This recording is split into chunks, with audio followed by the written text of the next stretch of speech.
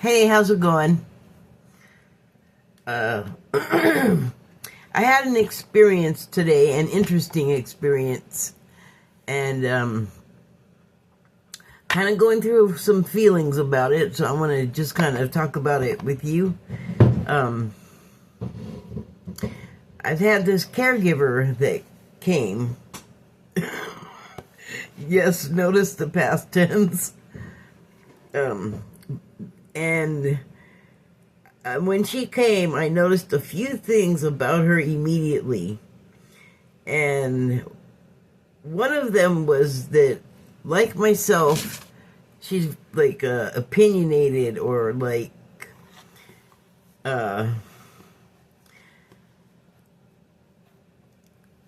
determined and set, I guess, set in her ways. And I am much the same. And that is kind of why I decided to continue with this particular caregiver, because I saw an opportunity for me to spend some time with whom I do not ideologically agree with. And so I knew going in that there would be some things that we didn't get along with. And I only came to this conclusion after spending the first day with her. So first impressions were made, for sure. On that day, I, unbeknownst to her in so many ways, but I'm going to talk about that, had on my mind, because I had been watching the morning show, the Apple TV series, and on that show, what you see are women in a professional, high visibility, structured entertainment news show. And so I guess I should turn that around, because it's like a news show slash entertainment. It's like a Today Show, Good Morning America type situation. So to be able to get like at a high level, particularly on screen in those jobs, it's like very competitive. You have to, you're not just on there like an actress. Like if you watch news for like many, many years, as I have like over my lifetime, I have noticed that foreign correspondents often know more than 3 languages. And that's, to me, that's impressive. Because, you know, a lot of us can't handle our native one very well. we don't speak our English good. So, it's just my opinion. And speaking of this just being my opinion, please take a look at my signs. I'll even get closer. There you go. Okay. So, on that first day, like I said, I'd been watching the morning show. And so these women on the show, anchors, excuse me. Sorry, I just want to grab my footstool. There's like a lot of competition in the industry. And then just like being women in a professional setting, there are all kinds of pitfalls that men perhaps wouldn't consider. Oops. Because it mirrors the Me Too things where like a Charlie Rose, not a Charlie Rose, the Charlie Rose, ended up in the middle of it. And like Matt Lauer, also a television sort of news guy. And Charlie Rose, before the Trouble, was actually on CBS. Like, he's known for an interview show that was on PBS for years and years and years. And it was well respected, I think. And he captured some good moments from all kinds of like entertainers and public figures from like politics, just a range of people that he spoke to, and they were usually well-received interviews. Like, they could be very interesting, and so he was well-established. And then, like, before the trouble, again, he was working at CBS on their morning show. They just changed the name, and I think it was CBS Mornings. I don't know. I don't have a television. I mean, I have a monitor, but I don't have cable or anything. It's just online. It's just online for me these days. But the show has elements of those things in it, and just a lot of cultural stuff, pop culture. It mirrors, like I said, those morning network shows on television. And so there's all of those elements in there. And just like generally when you are a woman working with men, I don't know, men just always try something, like they'll say something, or like they just gotta always be flirty or something, or more, and it's like, oh, no thank you. But in the context of the show, in real life though, you know, you kind of have to navigate, like, how far do I want to allow this to go? Is it going to endanger my position at the job, which I need because I have a life outside of the stupid job that I have to pay for? And it's not a new thing to talk about how the workplace can be kind of predatory for women, a la Harvey Weinstein or something like that. So that's just something you automatically have to factor in when you're going to get a job. And it doesn't have to be in like a boardroom. It could be in like the subway break room. If you're just alone with one and they're that kind of guy, they'll just be all, I'm going to take advantage, which a lot of them unfortunately are to some degree or other. I don't know, maybe it's genetic, but anyway, that's just something you have to contend with. Just like if you are like a brown person, you have to think about, especially right now, what might I run into when I walk out the door that could be possibly dangerous to my dang health, you know, or like, am I gonna make it to work today, or am I gonna end up in a detention center just walking down the street, you know, doing really criminal at all, not at all criminally illegal thing, like just walking while breathing type stuff. And now it's crazy. Like, I guess I can't overemphasize enough how you already had to think about these kind of things as a brown person, and now it's just like, I mean, my attitude was like, geez, you know what next? How much more? Like, you won, you are supreme, whatever you need to hear. Just, you know, like the a pair of men I saw today, I don't really care about their immigration status because they clearly were not robbing banks. They were getting coffee before they went to their, like, construction job or whatever it was, or whatever. Like I said, right now it's a special time, you know, like kind of your nightmares as a brown person are all coming true. And so if you're a woman, you got to think about that too. And then just many other endless things. So, but I'm very cognizant of those things because a lot of them affect me. And one of the first instances that I began to understand, and this is like the first day pretty much, or week or whatever, that we were talking about Texas. And so I know of really awful things that have happened to people that look like me in Texas, female and or black, and mostly the black thing because it's the South. But you know, being a minority woman in the South has a whole other set of crap you gotta worry about, like more of what I said plus expanded. So So we're talking about it, and then I have my reaction, which is I wasn't all Texas is the devil, although it's not far from how I feel. It's not 100% like anywhere else. There are good places and people and things about Texas, but right now it seems to be doing its best to be just horrible. So thank goodness I'm not there. I was just a visitor. Thank the Lord. Anyway,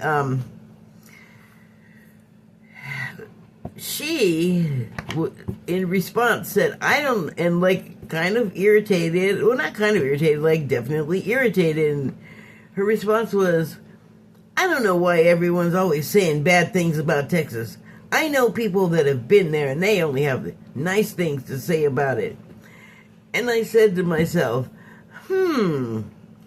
she's not really taking my point of view into consideration at all. I 100% get hers, don't even have to think about it.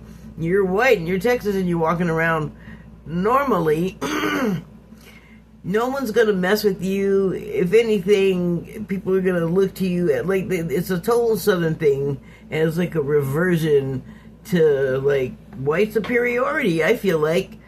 And also, I have family from there, so I have a lot of, like, lore and legend about Texas. And when I moved to a new place, and I stayed there for over a year because I was sick and couldn't, like, work to house myself, so I was staying with family. And whenever I stay in a new city, I go to the library and just learn everything about it, like history, local history, you know, whatever. Like, I'll just study up and just learn a little bit about where I'm at, my new place. And so, you know, coming from LA and being like a lefty, a lot of it was just, and also a black woman, a lot of it was distressing. And then you go there, as I did, and I'm looking at some dude's tattoos, because where I come from, everybody's kind of got a tattoo, or like my generation, whatever.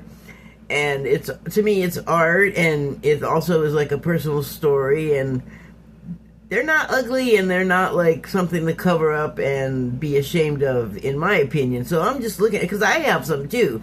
So I'm just looking at them, and I'm in the supermarket, and I'm with my uncle's girlfriend at the time, and I am starting to go closer, and she grabs my arm. She's like, no, what are you doing? Because she could see I was going to go start trying to talk to him. And she said, oh, no. They're like clan members or something. You want to talk to them. So I looked again, and I saw the dude's face, and he definitely, the look he was giving me was not like he wanted to give me a friendly handshake at all. I was like, oh, wow, I didn't even notice, because I'm just looking at the tattoos, which I didn't get that much of a look at, but they were kind of blurry once I got a little closer. So I was thinking, oh, that might be a jail tattoo. Which, there's a lot of us that have been there, but I can't say no shade. Anyway, she has a different perspective on Texas, and that just sort of made it even more clear that's going to be the case with a lot of things. And so the other thing right at the beginning that really made an impression, I've talked about this before, but we're in the grocery store, and it was before the tariffs had even gotten into place, or into play, and the corporations were already like raising the prices like crazy, like in preparation to bilk every cent out of their clientele. And so I said, this is Trump's fault. And she all of a sudden was right here, just anger waves seething off of her, like she was so pissed so fast. And she said, it's the corporations, not Trump. And I was like, they're both the same people. What are you talking about? Well, the tariffs haven't started. I'm like, yeah, because they know the tariffs that he wants to put in there are going to make them problems. So they're reacting to what he did. It was like, it didn't even, what I had to say didn't even go that detailed, except for in my head, I was just like, they're the same people. But I don't give a shit about taking a man's side when, in my opinion, his actions directly affect my ability to shop. I don't like anybody that much or dislike them that much, but I was sure irritated that, prices had gone up by 1/3 and the dang things weren't even set to go in effect for like another couple of months. So that was an eye-opener, and the reason why I mentioned the two things, her reaction in the store and then like the whole morning show thing, is because the first day she came, I was talking about angry women, or like the anger of women, and I went into great detail a couple of times because she kept bringing it up, like that I was an angry woman that day, and I had to keep going, like repeating to her, no, not me being angry, like getting mad at somebody. I'm talking archetypal, like stuff that women have to be angry about, and I don't know, like, this is not a race thing. This is a woman thing. We have not been well treated over eons. Like, we had to work real hard to get the vote. We're always getting beat up to this day and overpowered and dragged off and stuff we don't want done to us. It's like forced upon you. And, one day in passing, I was like, well, most women have had somebody, like, overpower them and assault them. And she's like, not me. As if she did something right. And that's why it happened. And I was like, wow, that ain't how it works. It's either opportunity or opportunity. And I guess no one had the opportunity. So, but she was really smug about it. Like I said, as if you invite somebody to, like, assault you, which is, they're two different things. So no, you're probably not inviting someone to come assault you. And also, like, if they jump on your back and you don't know they're there, it's like, come on, man, make a connection. So it's very much that thing of, you don't really feel it or understand it because it hasn't happened to you. But I'm like, how could you have worked in the world because she's like my age, same age, like 60, 61, and not run into, like, difficulty as a woman as a result of being a woman in the workplace? I don't know, like, maybe not her. So, and the reason why I, like, didn't, because I immediately saw that, like, we had things that we were at odds about, you might say, and I did think, like, is it a good idea to, like, just to keep this woman and just, like, learn how to get along with her? Because that won't hurt me to learn how to better engage with someone that I'm, like, not like at all, except for in a very general sense. We're both female. No, that's not true. We had, like, more things in common than that. And that's probably more the reason why I did it, because it's worth finding those commonalities with people, especially right now when everybody is so at... Is my sweater on inside out? No. When everybody is so at odds with each other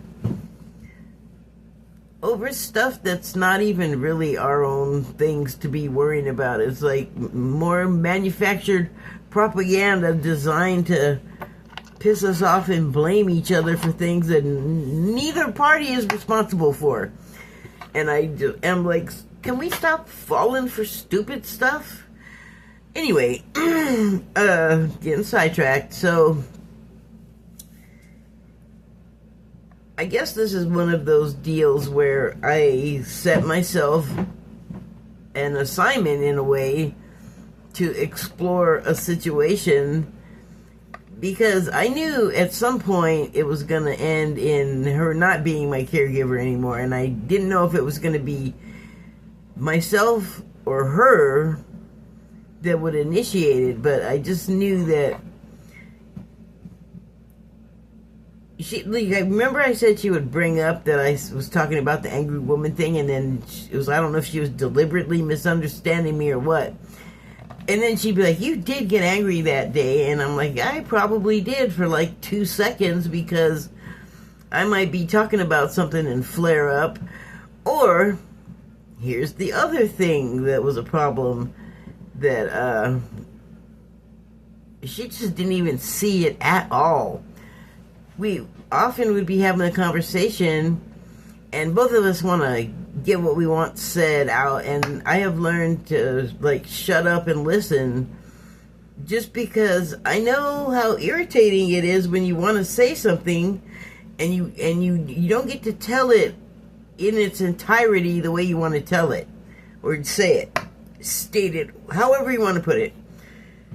And so I have learned, we have like several hours together. I can let her say what she needs to say, even though I really want to say what I want to say too. There's time.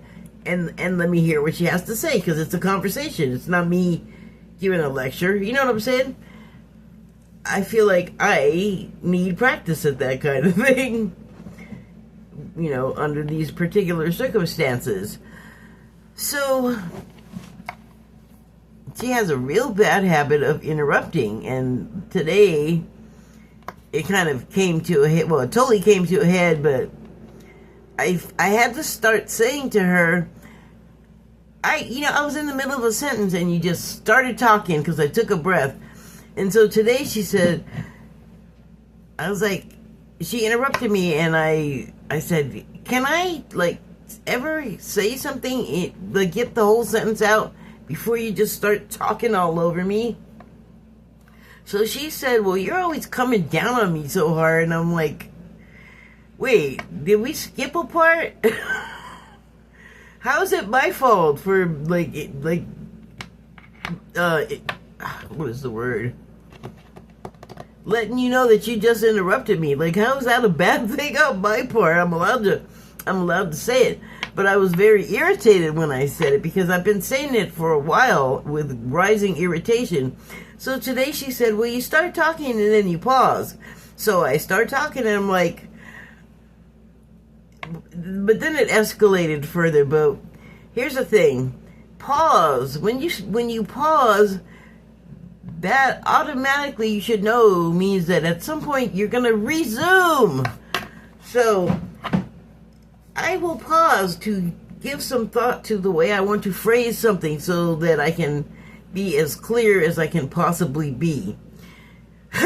Sometimes I feel like I'm just saying something like normal, and people are like, I don't understand what you're saying. And it's happened a lot, and I've learned why it might be. That's for another thing, but that was happening where, that's been kind of like the tone of the relationship, is like she didn't get what I was saying about Texas being scary, because for her, she can go there and be just fine. I'm not going to say any except fors, but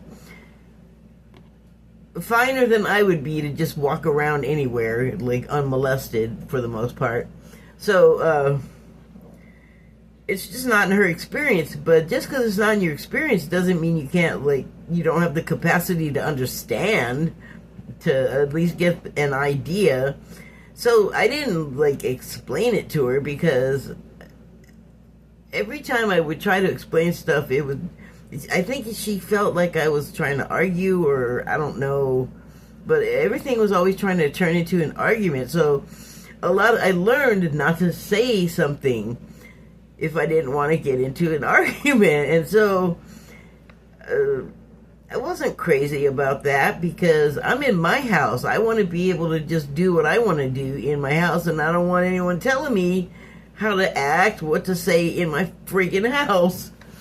So she said that pause thing, and I was just like, oh my God. I can't believe you, people can't just have a sentence where they take a breath and think about something, or you forget for a second what you were talking about and you have to regather your thoughts. Anyway, whatever. So, that pissed me off. And then she was like, and you always going off on me. A total of 3 times have I said to her, you just fully interrupted me. Like, I don't know how you tell somebody that they just fully interrupted you without saying, you just fully interrupted me. And I cut her off, too, to say it because she had interrupted me. Didn't let me finish what I was saying. Well, I don't know when you're finished. And I'm like, you will know when I'm not talking and I'm looking at you to respond. 60 years old. You should know this stuff. And I'm always thinking that I'm the feral one because I don't get out much. And that sounds a little jokey, but I really don't. Like, if the state doesn't send one of the people here to take me around on the little errands, I don't go anywhere. There's nowhere to go of interest to me here to, like, go hang out. Like, I'm not in one of my hometowns of LA, San Francisco, or Seattle. There ain't stuff to do here in Mayberry. And anyway, everything costs money, and I don't drink, so I go out and I go shopping, like, woo, that's a big social life, or I'm on my exercise, and I see people when I'm out on my bike, and I have plenty of conversations and socialize that way, but that doesn't mean that I'm, like, totally used to being with people all the time. So, I expect me to be the one that's sort of flubbing the socializing. But you are allowed to say, like, I didn't immediately say anything because I figured you didn't mean to do it, and then, like, it happened a bunch of times. For a while, like, probably should have said something sooner than I did because it was irritating enough that I had to say something, which should tell you that normally I wouldn't bring that shit up. Like, I would just let it pass. But when it happens a lot, then it's like the person doesn't know, like, how do they not know you're still talking when you're, like, your mouth is hanging open in your mid-gesture? And then I'm like, out of context, that might have looked like, watch out, I'm gonna puke, or I don't even know, but yeah. So that was irritating. Like, why can't you pick up a cue? Here's the thing, though. I think the main reason I hung on to her and tried to, like, stick it out as long as possible is, I felt like it could, like, maybe we could just work it out at some point, but we're both, I think, pretty stubborn and don't want to yield. We're very similar. So, and that is, again, is, like, sort of the reason I went ahead with it instead of just immediately when I saw there could be problems going, I don't think this is going to work with this person. I wanted to try because you have to get along with other people in the world. But this is kind of an intensive because you have a stranger in your house and they're there to help you. So you want to be gracious, for God's sake. But I've had a lot of them over the years. I've had some come in that are just like, well, you've got this set up all wrong. And I'm like, whoa, this isn't like a hospital room. This is my house. It's set up exactly right, crazy. What do you walk into a stranger's house and tell them they got it set up wrong? And I'm just gonna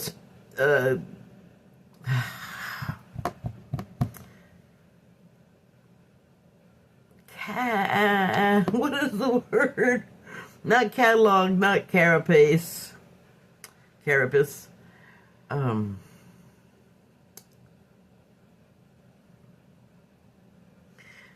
Can't think of the dang word. Well, I just want to say that,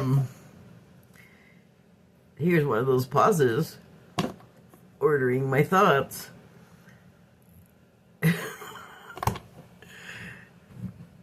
What is that word? Not catigate. This is gonna drive me crazy. Well, anyway, I just want to say, like, I thought I was the feral one that didn't know how to act around people. And she has people that she deals with regularly. In fact, she has renters like in her place where she lives because it's used to be a bed and breakfast. But I saw it, instead of like going, okay, I can see this is not going to go well if we have to be together for any length of time, even though, like I gave it like maybe 30, what is the percentage? A 30% chance out of 100 that maybe we could just get along. And I didn't let like the kind of things like the conspiracy theory stuff is how most people will understand what I'm saying, where it's just like, this Democrat did this and they're, it's like, I don't want to do that because I'm not sitting around here just taking down Republicans. I'm just not doing that. Like, that's playing into the whole, you're on this side and I'm on that side. That doesn't matter to us interacting as basic people. Like, we don't have to wear that to talk to each other. That's my attitude. So you could say I had like some underlying stuff, but it wasn't hostile. And what I found was that it felt like she also had some underlying stuff, and it was the sort of MAGA right-wing type stuff, like just that is her deal, the right-wing stuff, and liking that stuff is her deal, and I have the opposite feeling about it. But that's why I don't want to have like a constant argument about it. But the thing that made it difficult for me was that when she was here, I couldn't like watch my shows on YouTube where they're not saying like they're complimentary things about the right, because unless there's something that happened on the right that is pertinent to stuff I care about, I'm not going to go looking for it. I see enough clips on enough shows from there to have a pretty good flavor of what's happening, and it's not to my liking. So I just thought, here's an opportunity to like see myself in another person, like really take a deep dive into that mirroring experience, and where it's less about the other person and more about you, because all of these things are like not to your liking and irritating. And so, but I thought, my God, I'm an adult, like get it together, be able to be around people. So here's what happened is, first today, like everything blew up. She was helping me cook some food, and like we were both in here. It's really narrow. She would get into my personal space like all of a sudden, and I don't really like that. And I don't know, maybe not almost, I could feel it physically, and it didn't feel good. And where I sit here in my little narrow galley kitchen it's just a place where there's like a decent tabletop for me to do my work from. So I do my cards here, I write here, but I also cook here. So I don't even remember what I was doing over here this morning, but I was like, I'm not doing the cooking. And it's the weirdest thing, because we did have some kind of weird connection. So I had all of these potatoes, and they were really beautiful white potatoes, like no blemishes, and just really nice produce that were donated. And so I was waiting around to get another ingredient to make scalloped potatoes with it. And then I finally had gotten it, and so she arrived this morning, and she was talking about how they had scalloped potatoes with ham, which was the other ingredient that I had gotten for the potatoes, but I had to wait till I got paid. So I just thought, well, isn't that interesting? I wanted to make scalloped potatoes. We didn't talk about it first ahead of time, and she came back from the weekend and started talking about how they had it for dinner the night before, and I said, oh, well, cool, I've never made it before, so you can help me do it. Like, or actually you can do it and I'll just like instruct you, or you can instruct me since you had it last night. And so I've had scalloped potatoes, but the ones I've had have been like the orange cheesy ones, which is not what I was making. I wanted like the white sauce kind that I think are just lighter because they don't have a bunch of cheese and oil. So I just instructed her on how I wanted the potatoes and things cut and seasoned, and so like I've worked in restaurants before, and as you can see, like I do a lot of food and I make it myself. And so she was layering it for some reason, and I was like, why are you doing that? Because I knew like some bechamel type situation had to be poured in the bottom of it. That's probably thicker than what you want for scalloped potato, but it's basically the same roux, the same base. And so one of those pauses again. Don't start talking. And she was like, oh, I'll just add it after. And I'm like, no. She did say she's not a cook, and she wasn't actually the one that cooked that dish. It was her roommate. But I was like, okay, well, here are the seasonings. Like, she had called up a recipe on her phone. So I gave her the seasonings. She layers everything and then puts the seasoning on top of all of the layers, so none of the layers were getting any seasoning. And then she was going to add the sauce after, and I'm like, no, you want to put I know that you want to put the sauce so that it'll steam cook the potatoes. That's the scalloping.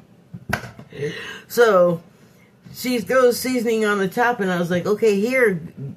And I handed her a spoon. I'm like, go ahead and stir it. And she's like, no, I just went through all that trouble to layer it. And I thought, and this is one of those difficult things where I have to be all, do I want to engage and explain, and then maybe probably get into an argument about it, because that almost invariably happens. If I correct her, she's got to correct the correction, and so that was irritating. But so she was like, whatever, I'm at the sink, she's next to me, like over there on the other part of the counter doing that prep work. And we finally got it all done, and it was in the oven, and we were over there by the sink, and she's like cleaning up the area she had been working in. And she interrupted me again because I saw, I don't know why she would keep doing it when I asked her not to do it. Didn't tell her, asked her. I make sure to ask these people when they come in and not just be all, go, like issuing commands, go do this, go do, like, no. So I have asked her multiple times, don't leave my sponge full of water and soap, because that's what makes them stink. And you kind of, like, once it really gets in there, there's no coming back. And I have a way to avoid it. Pretty simple. Just make sure you rinse it all out so the water runs clear and there's no more soap. And then squeeze it really well. And then put it in the dish drainer so that there's air able to circulate every way around it. And not sit it down in a puddle of water. And I had told her so many times, because she always wanted to do the dishes. And I'd be like, oh, I don't really want her to do the dishes. She didn't get them clean. I'm not going to, like, go into every detail, but I had to rewash pretty much all of everything she washed every time she left. And I would find my sponge sitting in water in the sink, and I'd pick it up and smell it, just reeking of soap and funk, because it doesn't take very long for that mold situation to happen, or mildew, whatever it is.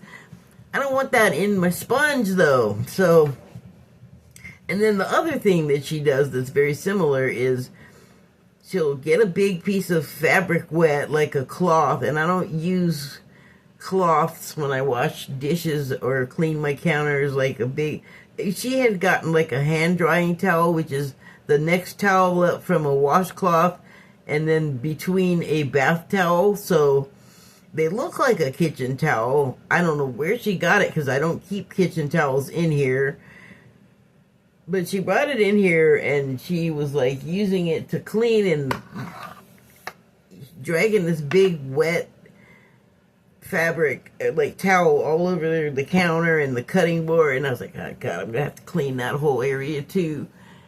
But there's a lot of reasons you don't use that for those things. And by that I mean a big wet towel. And so then she took the big wet towel and it wasn't wrung out. She folded it and then laid it over the sink. So I didn't know that she was going to come back because she had done it so many times and left for the day. And it was almost time for her to leave for the day. And I was like, no, why do you keep doing this? And she's like, well, I'm not done with it. And I'm like, well, then don't wrap it up. Like, she's like, it's just for a second. And I'm like, that's all it takes. Like, I'm telling her what I would like her to do and not do here, you know? And it's like, I had to actually say to her, because she was like, well, I do it this way at my house. And I'm like, yeah, but you're not at your house. Are you not here to help me and do what I ask you to do around here? And she's like, yeah. And it just turned into this whole other argument. Like, the dish drainer was there, and I don't put like the part you put in your mouth up in the air. I put that upside down. And she was like, I go, I don't, you know, please don't put my silverware that way. And also she had put my chef's knife, stuffed the big giant chef knife in the silverware cup. Everybody knows, including her, because I asked, that it is called the silverware cup. And I was like, you don't use this to eat your food. And she's like, well, where do I put it? In the whole rest of the dish drainer. Like, what a dumb question. I had to tell her not to put my knives in the water with the wooden handles because, hi, water swells wood and then shrinks it. But you know what? If that happens to your, what happens if that happens to your knife? Then the way that it's held together doesn't work anymore. And so you end up with something like this. You don't want that. You have this on there for a reason so that you're not just like, hi, I have a piece of metal that's sharp. You may think, man, she's just bitching and complaining. You would be correct, sir, ma'am. Anyway, I was at the end of my rope because she says, you're just yelling at me. And it's like, no, I'm not just yelling at you. I've been trying to say something to you 3 and 4 times and you're you're talking all over me. So I'm raising my voice so you can hear what the fuck I'm trying to say. That's what it turned into. Sorry for the cursing, but by the end of it, I was like, get the fuck out of my house. I told her to leave, so she's just still standing there screwing around with the wet things and arguing with me about, I'm like, you just have to go. Which she suggested, by the way. She goes, well, I don't have to be here. And I was like, okay, then go. And then she just stood there still screwing around. And then she started speaking up and like talking back, like have an argument in return. And I'm like, why are you still here? Go. I don't need your back talk. Just get the fuck out of my house. And she's still talking. And I had to really get stupid with her. I was like, just like, no more words from you. Get out. Just go. And still, okay. I'm like, oh, this last word. And I just started coming over there. And she's like, okay, I'm leaving. But here's the thing. I know she's going to go back and go, see, just on the first day, she's told me she was an angry woman. And she's an angry woman. Do I need to specify again? Not me. I wasn't talking about me personally. I was talking about archetypes, which I explained. I was talking about the show and how that related to the archetypes, which I explained.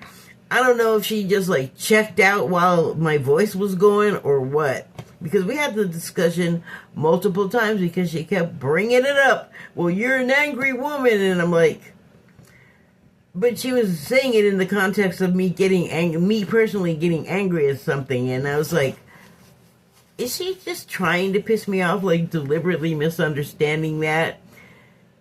And I had to come to the realization that probably not. Probably she just, for that dissonance reason, like not understanding people's problem with Texas, not just mine, is she said other people have expressed concerns or don't have the most positive feelings about Texas. So, and then I was like, oh my God, what do I do with all of this? Because I was just thinking of it as like, okay, I acted out and it's not good. It isn't simply that. It's not that alone. It's all of what I was saying before, that I actually chose this knowing that something like this could happen, although I really wasn't expecting to blow up as badly as I did. So I think we were both like holding back on real feelings. But I have to say, she was also generous and helpful, and she seemed to also really care. Like, she always wanted to give me a hug, and when you get a hug from someone and you don't, like, I'm not real into hugging people that I'm not like close to, so I don't know if I said this before, but she was always getting in my personal space and I didn't enjoy it. And then like the hug, I could feel it was genuine, but man, I didn't want it. Like, it was, I don't know. I like, seriously, like, I don't know what that was about. But the other things just made it it just got to be too much, because like, I would definitely only speak up when I got to the point of being irritated, but I also was not speaking up every time it was irritating, because then it would have been, again, well, you're yelling at me, you're picking on me, and I'm like, you're doing things and I didn't say this, but you're doing things I've asked you multiple times not to do. But I did finally have to say to her at one point, well, how many times do I have to say something before I'm allowed to get irritated with it? And then she had like some comeback blah blah blah about that, and I think it was after that point that she said that she didn't have to be here, and I was like, good, get out. I think what I said was go ahead and go, and I don't think she really thought I was serious the first time, and I had to tell her, no, seriously, get out of here, get out of my house. And I've joked a lot where she might have had to go away. Is she joking? But she shouldn't have had to ask in this particular situation. I was not joking at all this time. When the curses start happening, when I have to tell you to get the F out of my house, I'm deadly serious at that point. Well, not deadly serious, but I was serious. That is when I have gotten serious. And so I could have told her, well, like, why are you interrupting me? Why are you interrupting me? Why are you interrupting me? Do you see how that would have gone badly? So, this is why I knew, like, it probably wasn't going to end the best. But it was a deliberate choice, and I've already stated my reasons for doing it. It's sort of like terrible therapy for myself. Like, I don't know what I'm doing. But we do that. We do, like, get ourselves into situations, and then all of a sudden, like, we're in trouble. We're having trouble in our life. And I think a big difference I don't know exactly what good it is, but I think is a difference between randomly ending up in the situation like I just had, like where I could have gone ahead and gotten a different person to come in because I could see where it might not work out to have the person. But so unconsciously you can get yourself in situations like that, and I think it's essentially for the same reasons, to have and learn from the experience. But it's a different thing when you're deliberately deciding to do that. I don't know, categorically, that's not the word. No, I'm getting myself sidetracked, but I think I got my point out there before I did get sidetracked. That one way or another, you have the experience, and then consciously knowing, like from start to finish, what you could probably expect is a different perspective. I want to say elevated from just stumbling into things and not understanding like any of it, like why it happened, why you did it, because you can deliberately do something unconsciously, I think. Okay, so I do have some cards from the Messages of Cosmic Oracle deck, and oopsie, please cooperate. Here's the first one. Remember that it's okay to be happy. Really, it is. Okay, so I am having a little trouble with it because I feel a little guilt. Like I feel kind of like I used her to my own ends. I'm not trying to be glib, but we do. That is what we are here for, you know, is to have the experiences. And there's more to it, and there's a lot of other places where you can hear people speak more eloquently and elegantly about that, but I'm just going to give it to you my way. So I was hesitant to come on and talk about this. I don't know how to just be all, it's okay to feel happy about this, and the thing to feel happy about is that I got a wealth of things to think about from this experience, like things I want to think about, things I want to consider, like how did I go wrong, like how could I have better behaved in that situation, what could I have done to be more understanding to her perspective, because we did, like I said, have like some interesting conversations, and we, you know, shared experiences and talked, so there's always something of value to that. I think the reason why I can't just feel happy that, like, yay, and it's a co-creation, like, it felt spontaneous, but, and maybe it was because we have free will, but we do have, like, a somewhat predetermined course in life. But we also have free will, so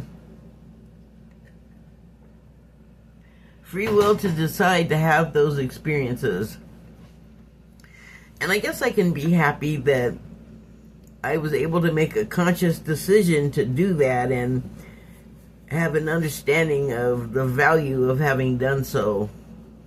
Okay, so the next card is Open Your Heart. Oh, sorry. That's a pretty picture. It sort of looks like a hand here throwing up 3 feathers.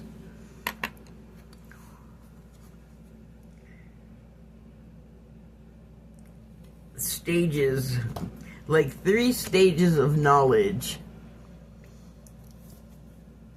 Conscious decision, in the midst of, and making an exit. That's what I'm going to call those 3 feathers. Okay, so back to Open Your Heart. I'll let you look at that. So that looks like I believe it's called a convergence in astrological terms when planets line up, but it sure looks like that's what's happening right there, is some planets are aligning. And that fiery little star, I don't know, I don't know. Let me just read what the card says. Not just a little, oh, so open your heart, not just a little, all the way, and let the love flow in. Because that's kind of on the nose. Well, that's an answer to how I could have done better in the situation. I did my best, you know, I mean, I really tried not to unload any of my lefty liberal, I hate being called a liberal, like I don't feel like that describes me, but for other people, that's good enough. I try not to get that all over her and not to be like very, well, I'm not like super hyper Like, you're not gonna find like blue waves or any blue hearts or anything like that on any of my profiles on my social media. I'm not unfriendly to it. I just wouldn't do it myself. I don't need to make that declaration, you know, like, if you want to know what I'm about, actually look at my feed, interact with me. So, I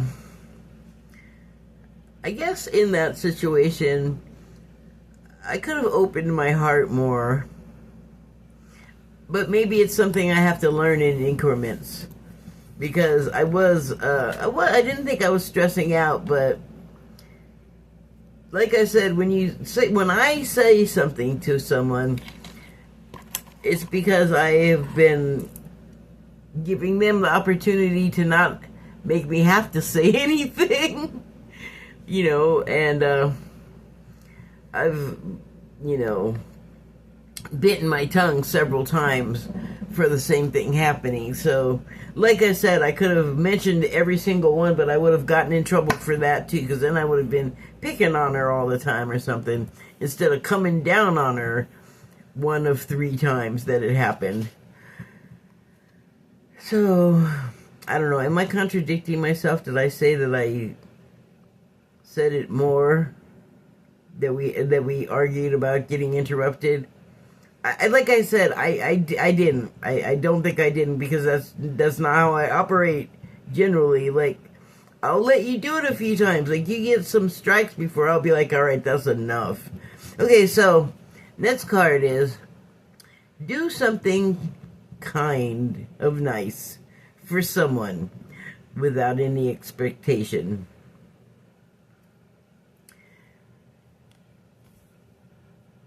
I don't know how to apply this except to say that,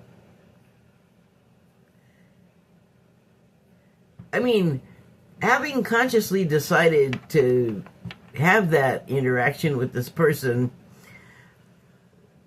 like, I knew what to expect as far, or what I could possibly expect, you know, like the underlying disagreements we didn't have still would, like, bubble up to the surface in certain ways and come out a little bit. But like I said, I really tried not to introduce anything that was going to cause an argument. In fact, what I would like to have done more often was shared something with her that she actually appreciated, for the fact that, you know, I thought it was like a thing to share with her. Like, we all, like, that's a decision, but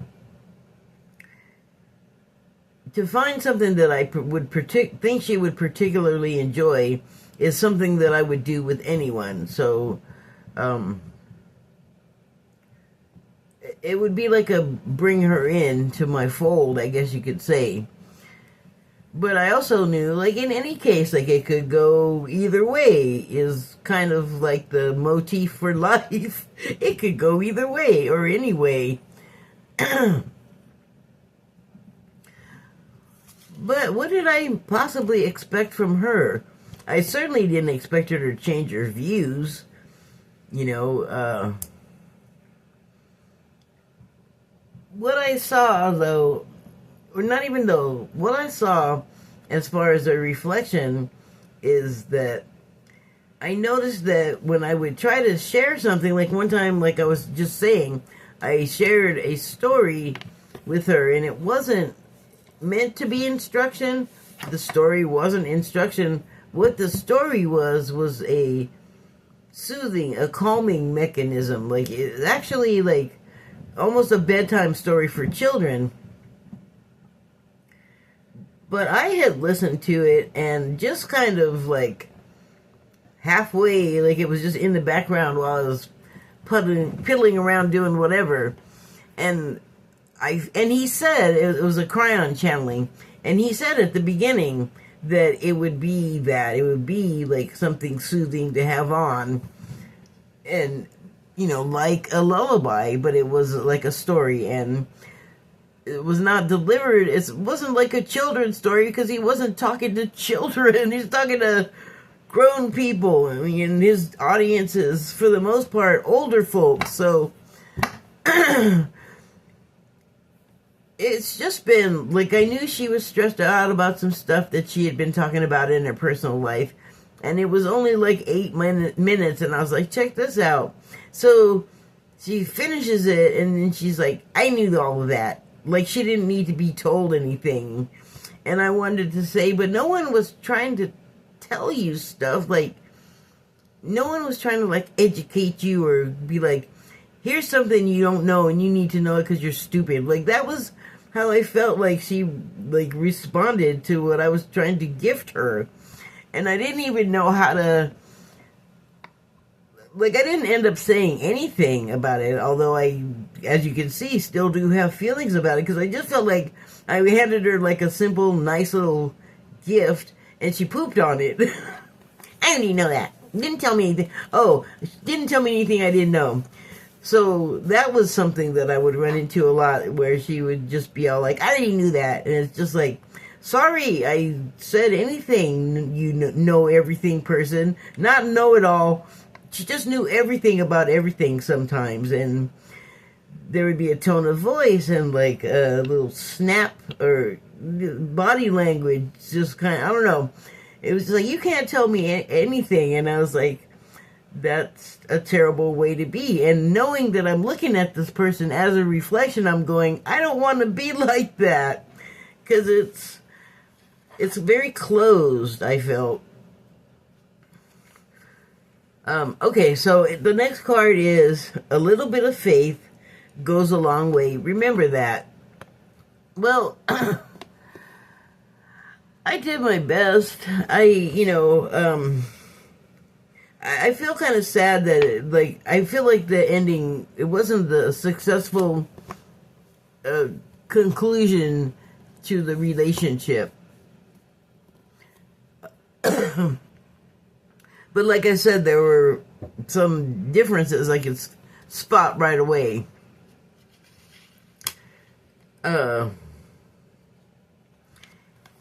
Here's the picture, just so you can get a look-see. I feel like in this instance, like, the faith that is necessary for me personally to have is that we're both going to reflect on the experience and get something positive out of it.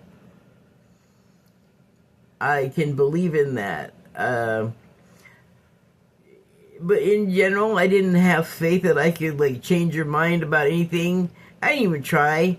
I mean, I would share something that I was excited about or that I enjoyed or that I felt was a good thing, and, you know, varying ranges of I already knew that would happen, and it was like, well, geez, that makes a person feel like, well, I guess I can't say anything to you because you already know everything, and that's a bummer, because looking at that particular aspect of her personality with the thought in mind that, like, that is something that you very likely do. You know, like, okay, that's sobering.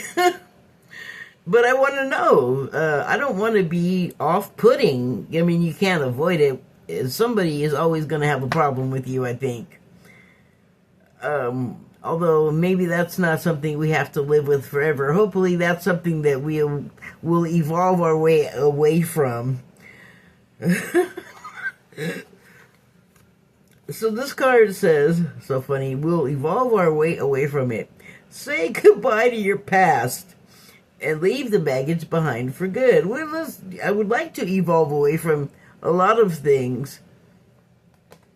Look at this planet on there. I'm like, oh, that's going to be like Earth. And then I look at it, it's like, oh my God, it has no land masses. Well, you know, if there's a great flood, then all of your stuff is gone. Say goodbye to your past and leave your baggage behind for good. Well, that's kind of an intense way to rid yourself of your attachments, your literal baggage. It's interesting that I mentioned the floods, though, because that is a way that the Earth, Gaia, uses to cleanse herself when some area needs cleansing, like complete, unquestionable, say goodbye to whatever was there, cleansing. And sometimes those areas have us, we humans, on top of there, doing things that are causing surface level irritation. And sometimes the two are connected. And I know that sounds crazy to the uninitiated, but there's a history of floods in the Bible, at least. I can't really talk about the other religious literature because I haven't read it. The Bible, at least, well, sorry, I shouldn't have made that sound. It's not the Bible's fault. It just, I've way more experience with it than any other holy book. And the floods, they still happen. I don't know why that's making me laugh. Ooh, I'm getting a weird feeling inside my body. Like a chill, but not. I don't know. It's not painful or anything. It's just making me notice it. Okay, so the last card is...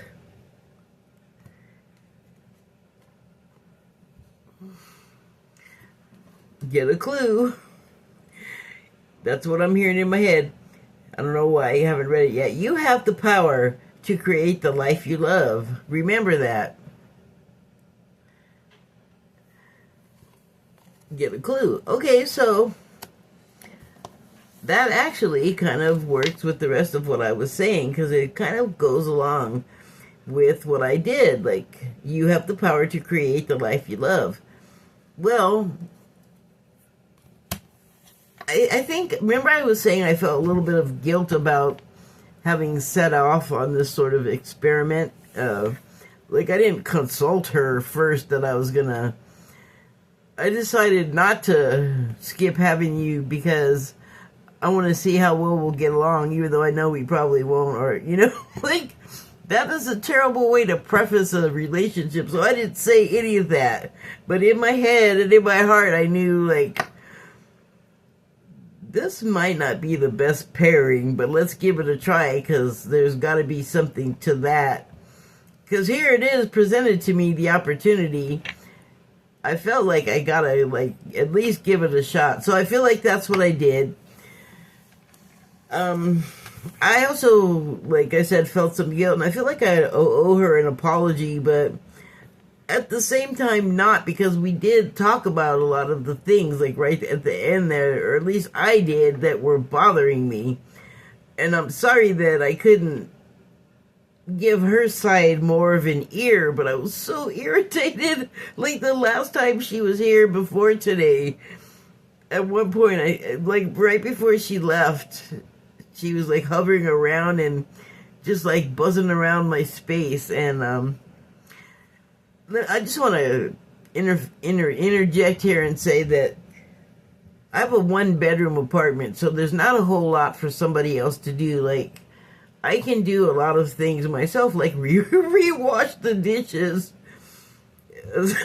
And I can, like, you know, mop the floor, but I'm in a wheelchair, so it,